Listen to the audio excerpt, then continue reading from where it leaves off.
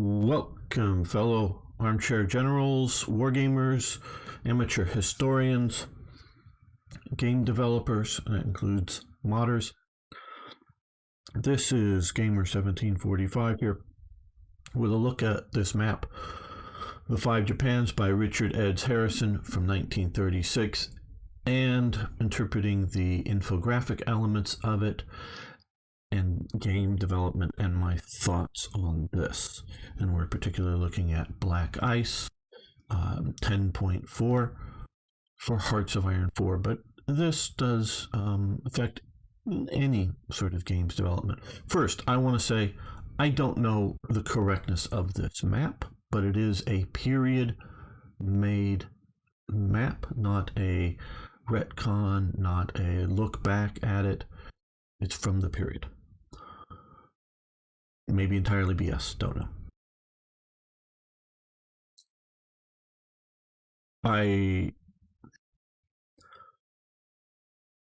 So this can be incorrect, but we need to work with the sources that we have.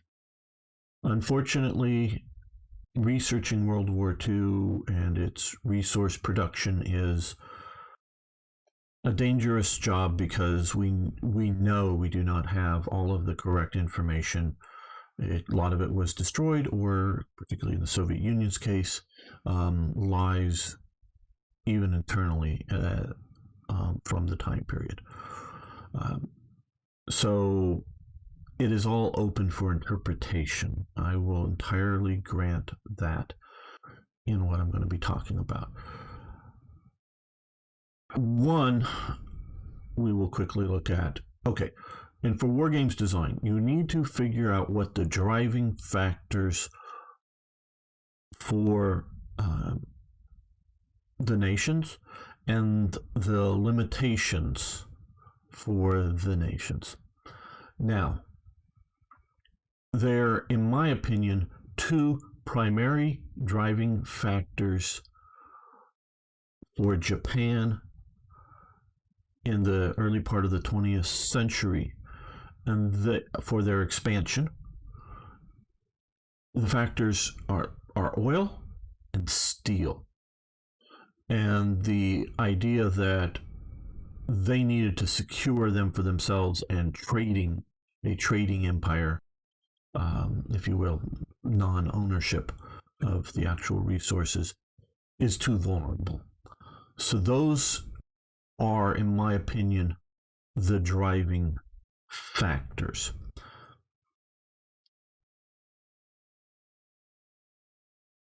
And other elements can and are important, but we have to, adding too many other factors can be a counterproductive thing. We want to keep it to what's going on. Now, first off, oil. That's the first thing that caught my eye with this map, the locations of oil that it has. It does not have the Sakhalin oil up here, and there is an amount of oil, and yes, I don't have in front of me here the supposed productivity of that oil. I don't know how good that information is, whether it's correct, incorrect, too high, too low, don't know. But it does have, and we can zoom in here so that you can see this. This is a reasonably high quality map. Hollow circles are oil. We can see some in Hokkaido. We can see some here in sort of northern Honshu, and a lot more locations down here in central Honshu. And we can look here in 1936, again, according to this infographic, it looks like Japan is producing 20% of its current use of crude oil. I don't know how much of that is going to civilian use. Japan does not have a lot of cars. Do not think that this is a automobile-heavy country. It isn't even a truck-heavy country. There is still using a lot of animal and human power to move locally, like around the city, goods of significant type. And so that is a big factor here. We don't know what the domestic oil production for non-war critical elements are, but we can see that it is a driving factor. Now, how much should these facilities be producing?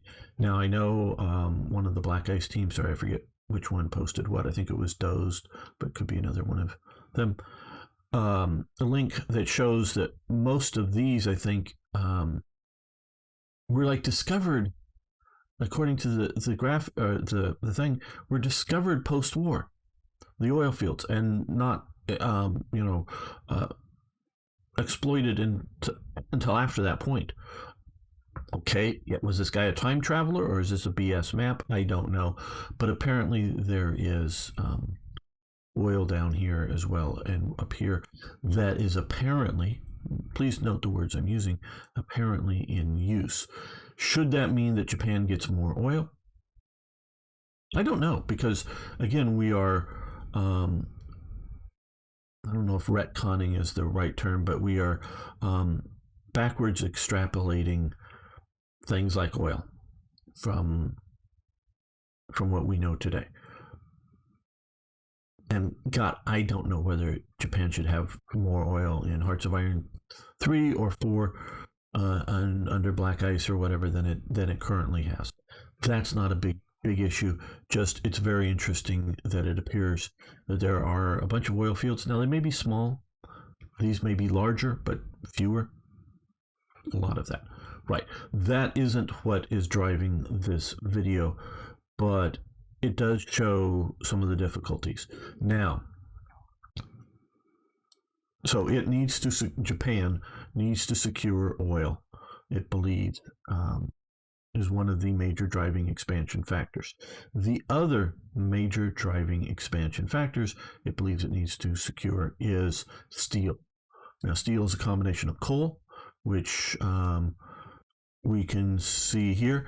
It's, and please understand here, black is Japan proper, gray is colonies, which would be Korea, Formosa, and quite possibly Manchukuo, but I am not sure that it's considering Manchukuo a colony, and it's giving no data for these as locations. So that I do think, because it's not Japan proper, I would think it was considered colonies and from foreign countries. So this is whether I don't know whether it thinks Manchukuo for this purpose is a foreign country or that is maybe a puppet, but it's still a foreign country and not a direct colony,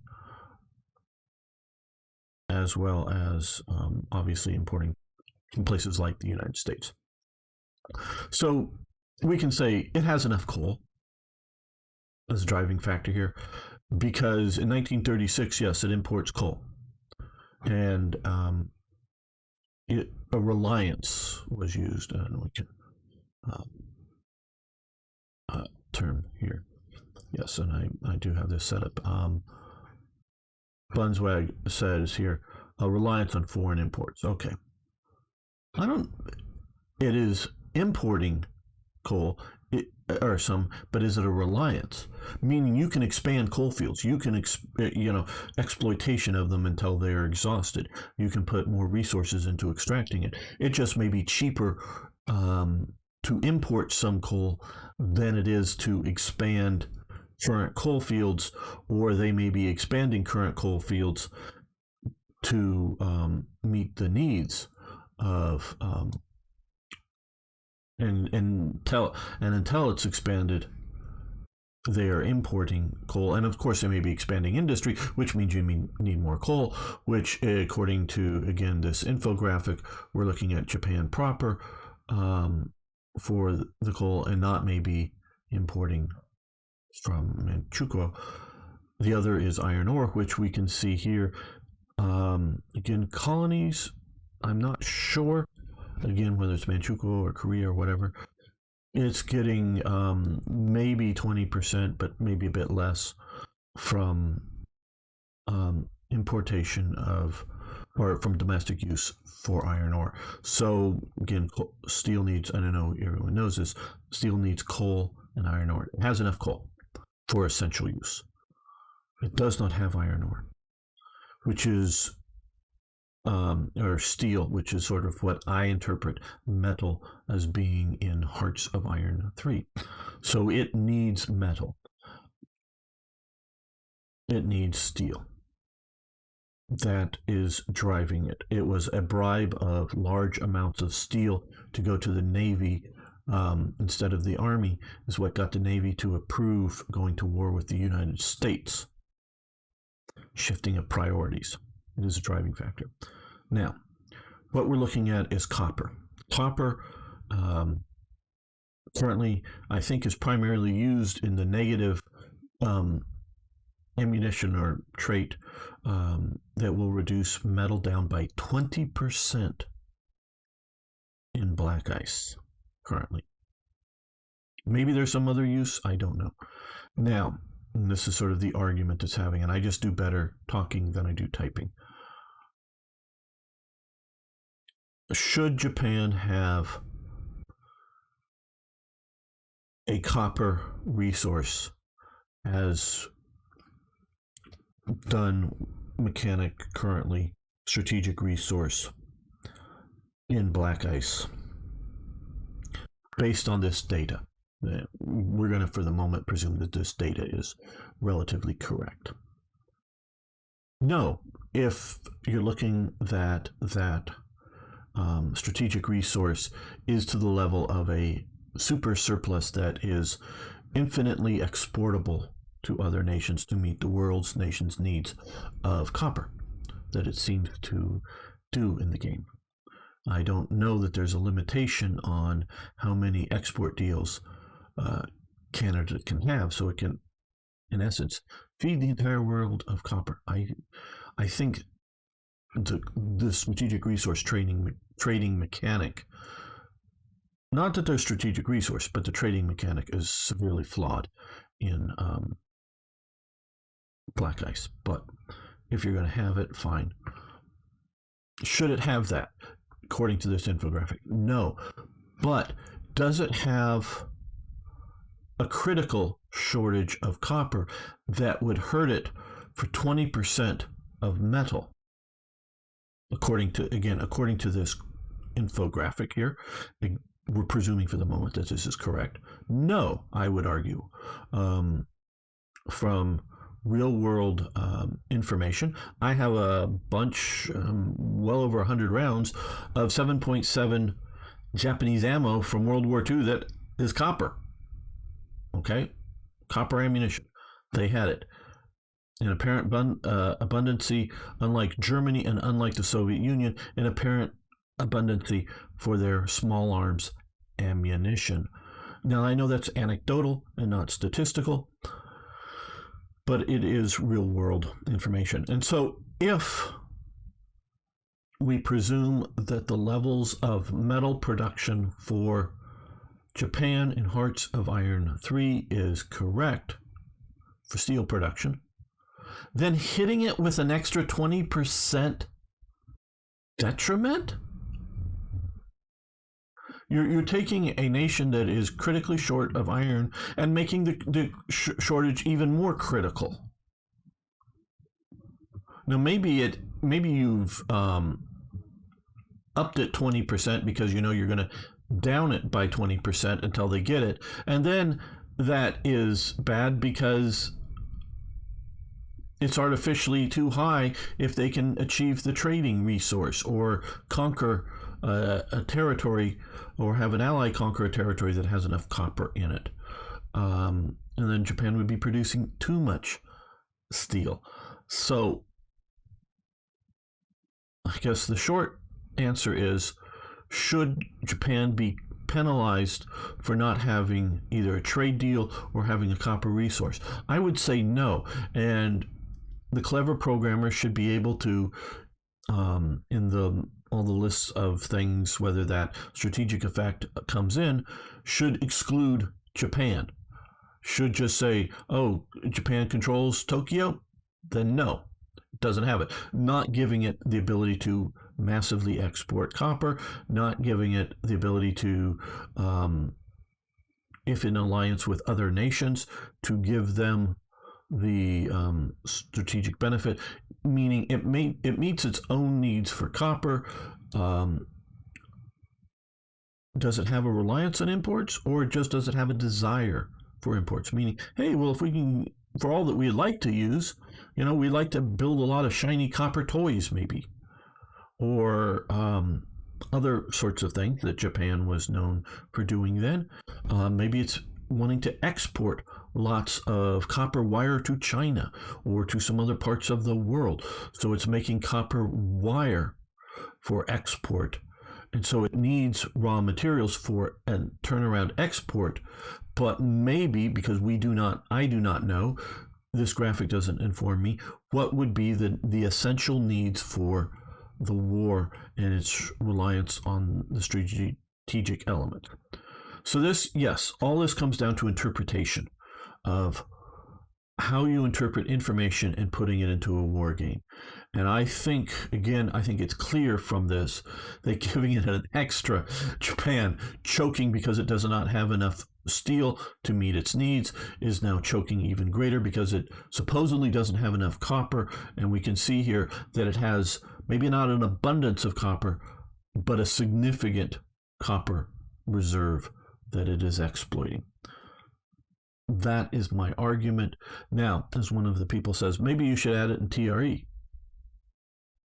Yeah, I might.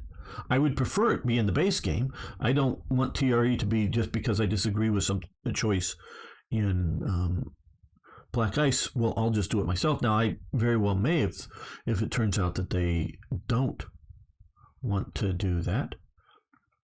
But I would prefer it to just be additional events and whatnot going on, and not just a remix mod, but it's looking like it's becoming more of a remix mod.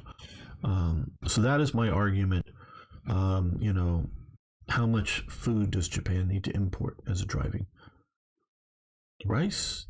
But how big is rice, soybeans, and wheat as a percent of food? Wheat, I don't know. Needs meaning, yeah. Okay, this has probably gone on long enough, but you get my point. I think it is, yes, subjective that we are taking this data and trying to